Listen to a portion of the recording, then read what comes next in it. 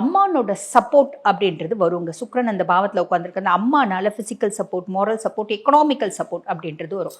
5ஆம் பாவம், 5ஆம் பாவத்தில் வந்து பார்த்தீங்கன்னா சிம்மத்தில் சூரியன் வந்து உட்காந்துட்டு இருக்கா. நான் முன்னமே சொன்ன மாதிரி தன் சொந்த வீட்டில் உட்காந்துட்டு இருக்கா. அப்போ பூர்வ புண்ணிய ஸ்தானம் புத்திரஸ்தானத்தில் சூரியன் வந்து உட்கார்ந்துட்டு இருக்கிறதுனால நிறைய மேஷராசி அன்பர்கள் குழந்தையின்மைக்கு வைத்தியம் பண்ணிட்டு இருக்கீங்களா? 5 வருஷமா பண்ணிட்டு இருக்கேங்க, 7 வருஷமா பண்ணிட்டு இருக்கேன். மருத்துவ செலவுனால குழந்தையின்மை அப்படின்றதுக்கு ஒரு தீர்வு வரும். ஏன்னா சூரியன் ஆல்ரெடி அங்கே கேத்து இருக்காரு. சூரியன் கேத்து இணைவு அப்படின்றது ஒரு நல்லது. ரசாயனத்தினால, மருத்துவத்தினால ஒரு நல்ல விஷயம், குழந்தை பேரு அப்படின்றது பல பேருக்கு கிடைக்குங்க.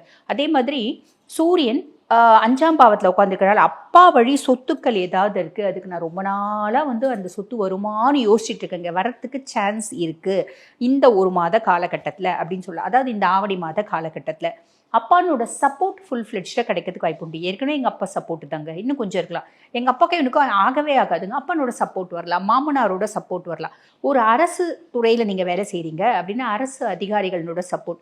சாதா ஒரு கன்சர்னில் தாங்க வேலை செய்கிறேன், ஆண் அதிகாரி, என்னோட உயர் அதிகாரியோட சப்போர்ட், இதெல்லாம் வரதுக்கு வாய்ப்பு உண்டு. அதுக்கும் மேலே வந்து பார்த்திங்கன்னா ஆவணி மாதம் 14ஆம் தேதி புதன் வந்து சூரியனோட இணைகிறாரு.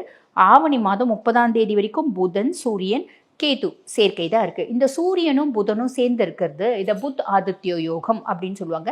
இதனால் என்ன ஆகும்? என்னோட புத்திசாலித்தனம் மேம்படும்.